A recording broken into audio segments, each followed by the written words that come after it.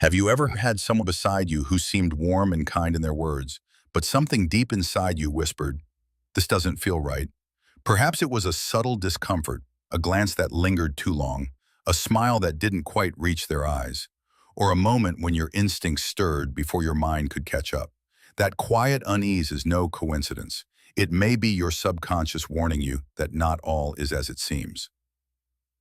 Carl Jung, one of the most profound thinkers of the human psyche, spoke of a hidden force within us all, the shadow. This is the part of ourselves we refuse to see, the envy, resentment, or hatred we deny, yet it seeps into our behavior, especially in how we treat others. And when someone close to you harbors these dark feelings, they rarely express them outright. Instead, they leak through encoded gestures, passive remarks, or icy silences. Though they may wear the mask of friendliness, their shadow betrays them. The human mind can construct beautiful illusions, but the unconscious always tells the truth. If something deep inside you senses a threat behind the smile, it's time to pay attention. The first sign is contempt, cleverly disguised as irony. Not all hostility comes with raised voices or harsh words. Sometimes it arrives dressed as a joke. You may notice someone consistently making sarcastic comments, subtle jabs, or funny remarks about things that cut deep. Your insecurities, your dreams, or your vulnerabilities. When you confront them, they wave it off. "I was only joking, don't be so sensitive," or "Can't you take a joke?" But humor, when repeated and targeted, stops being innocent. If these remarks leave you feeling humiliated, small, or mocked, and especially if they circle around the same subjects again and again, what you're experiencing may not be banter, it's contempt wrapped in irony. Jung believed that when people cannot face certain parts of themselves, they unconsciously project those parts onto others. In this case, irony becomes a weapon, one that allows a person to express disdain while keeping a friendly mask intact. The more charming the delivery, the more dangerous the message. If their jokes always leave a bruise, it's time to stop laughing and start noticing. The second sign is sabotage, quiet, subtle, and often masked as carelessness. When someone close to you feels threatened by your growth, they might not oppose you directly. Instead, their resistance seeps in through small, seemingly innocent disruptions. They forget to mention a critical detail, offer advice that quietly leads you astray, or make small mistakes that conveniently derail your plans. At first, it feels accidental. You excuse it. "They're just forgetful," or "they meant well." But when these setbacks repeat themselves, especially during important moments, it's time to question the pattern. Real forgetfulness is random. Hidden sabotage is strategic. Carl Jung explained that people who haven't come to terms with their own failures often project that frustration onto others. When they see you succeed, it reminds them of what they haven't achieved. And instead of facing that inner truth, they seek, consciously or not, and hold you back. The most dangerous thing about hidden sabotage is that it comes from those who claim to support you. But true support doesn't come with repeated complications. Pay attention not just to their words, but to the quiet ways your momentum seems to stall when they're involved. Sometimes the obstacle is disguised as a helping hand. The third sign is silent competition, an unspoken rivalry that poisons your victories. These individuals can't bear to see you succeed without feeling the need to one-up you. You share great news expecting celebration, but are met with a subtle shift. "That's nice.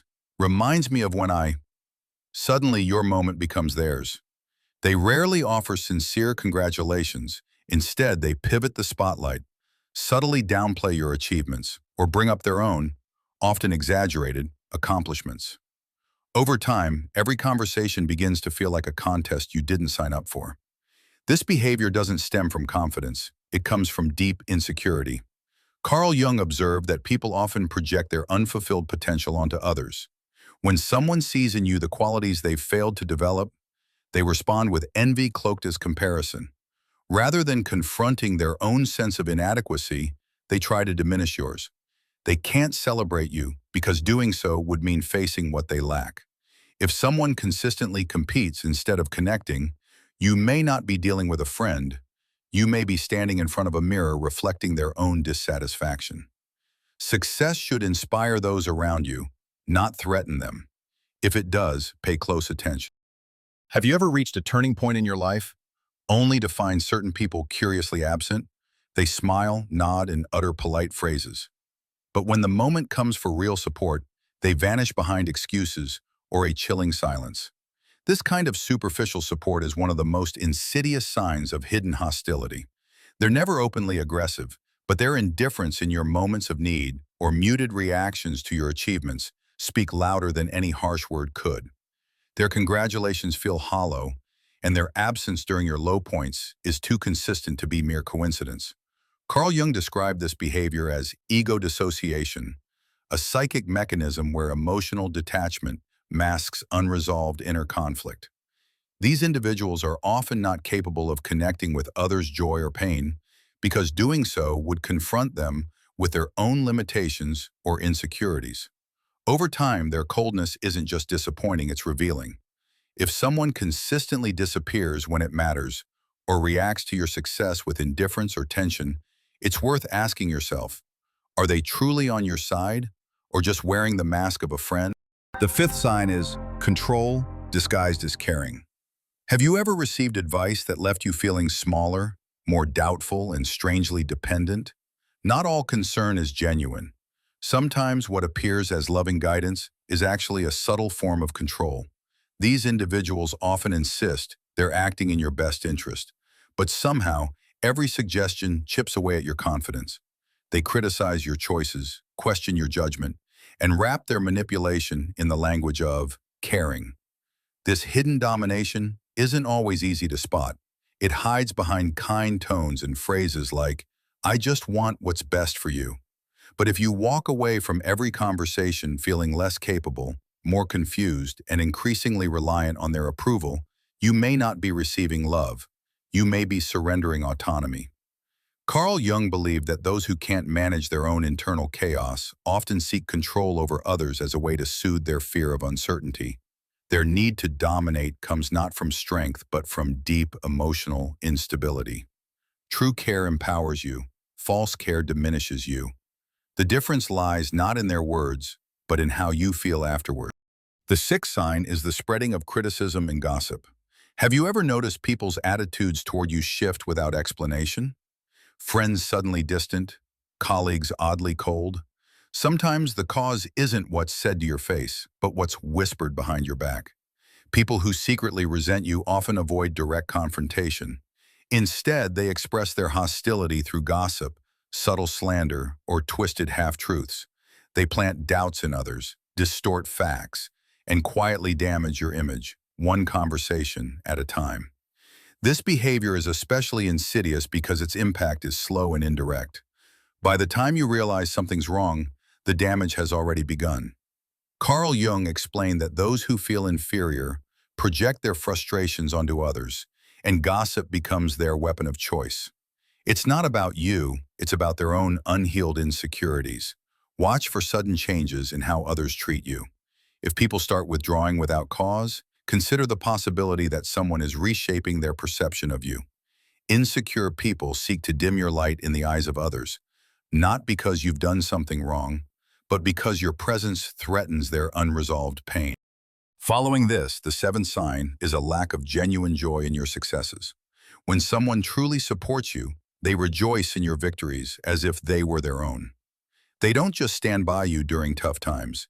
They light up with authentic pride when you thrive. Their congratulations feel warm, spontaneous, and heartfelt. But with someone harboring hidden resentment, the energy is noticeably different.